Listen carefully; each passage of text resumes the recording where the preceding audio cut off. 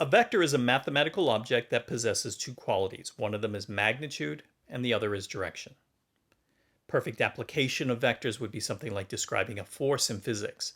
It's applied to an object in a particular direction. Maybe you're pushing something in a particular direction, and then there's a certain amount of force that you're applying, so there's a magnitude to that force as well.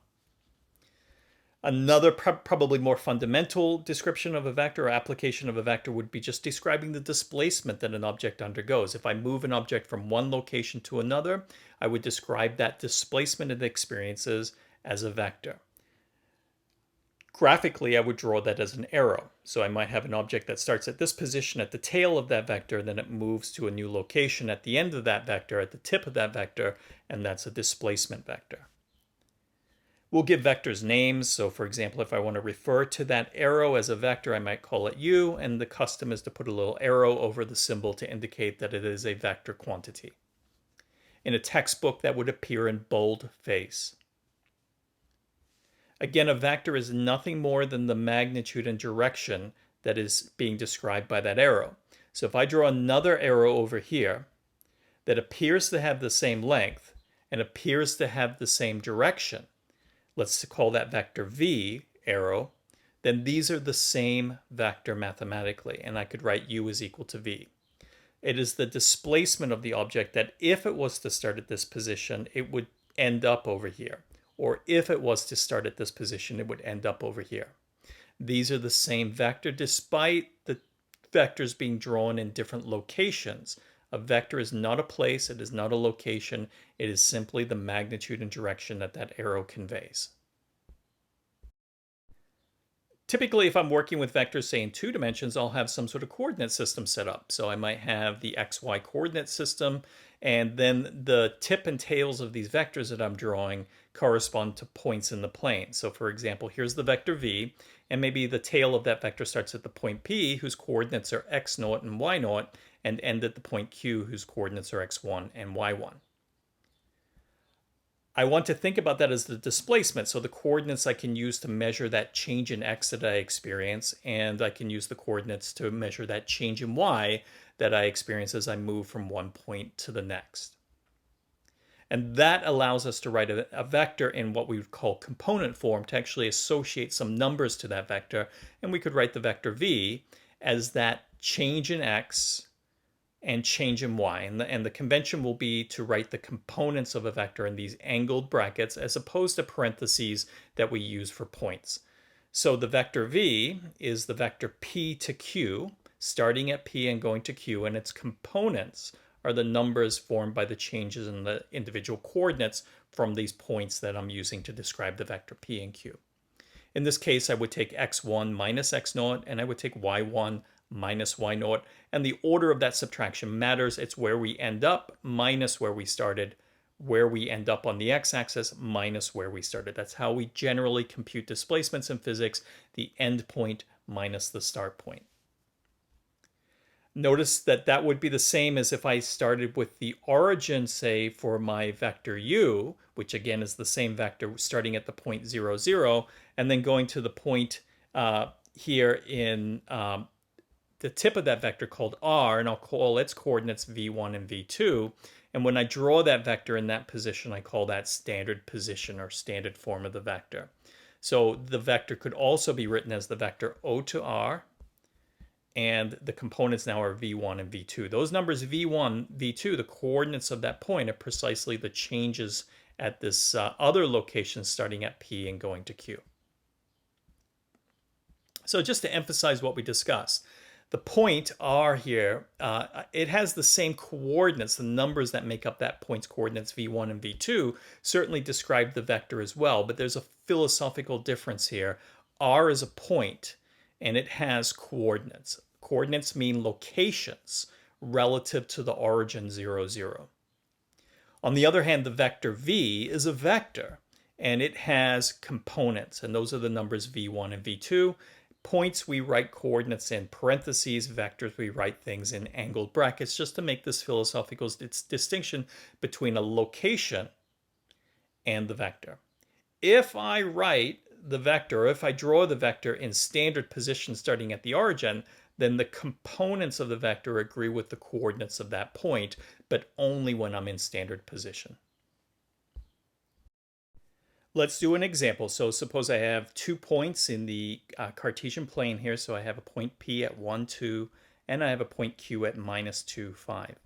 If I want to find the vector that starts at P and ends at Q, I would just call that vector PQ with an arrow on top, and its components I get by subtracting the coordinates of those points, -2, -1, and then for the second component I get 5 -2, and I get 3, so I get -3 and 3. And that just tells you that if you start at the point P, you would experience a displacement of 3 to the left and 3 units up to get to the point Q. Although that could be drawn anywhere in the plane, and you would still have the same vector. It's not about those points P and Q individually, it's about that displacement that you would experience going from one of those to the other, regardless of where you started. If I was to subtract in the opposite order, I would get 3 and -1, and that would be the point QP, and that would just mean if I'm starting here, I would go down 3 units and right 3 units, and that's the vector starting at Q and ending at P, going in the opposite direction. Every vector has magnitude by definition, and other names that we have for magnitude might be length or norm. We'll see in a minute why that word norm is kind of the term that's used.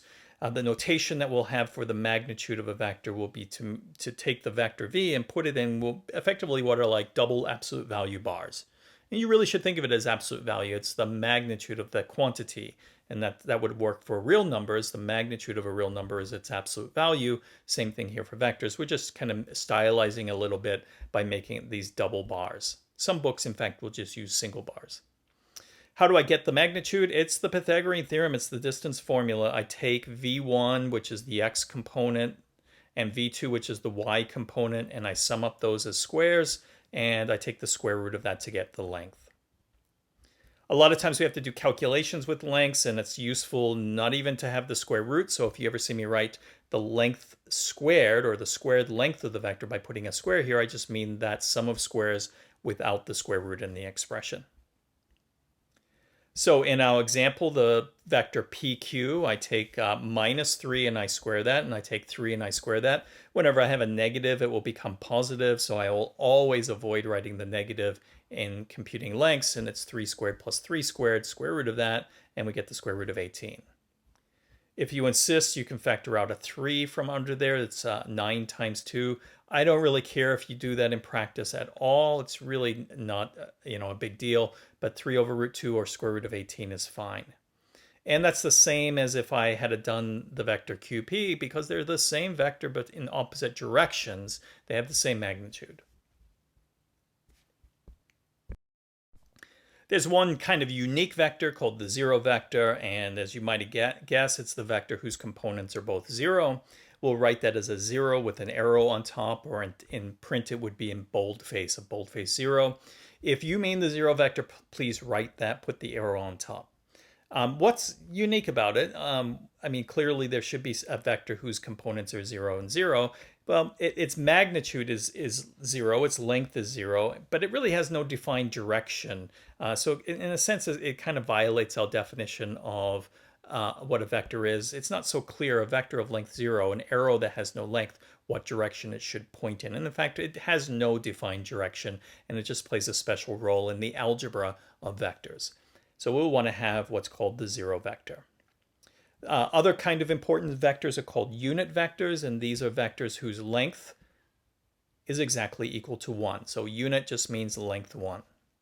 In 2 dimensions, it's really easy to characterize using trigonometry what the unit vectors are. So if I have my coordinate plane here and I draw the unit circle, meaning the circle of radius 1 centered at the origin, a unit vector in standard position would be starting at the origin, and its tip just goes to the unit circle.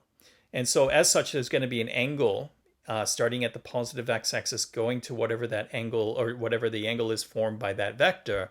And if I call that angle theta, the coordinates of that point are on the unit circle by just what trigonometric functions do for us. Cosine and sine parameterize those points on the unit circle. So the cosine and the sine of that angle give me the x and y coordinates of that point.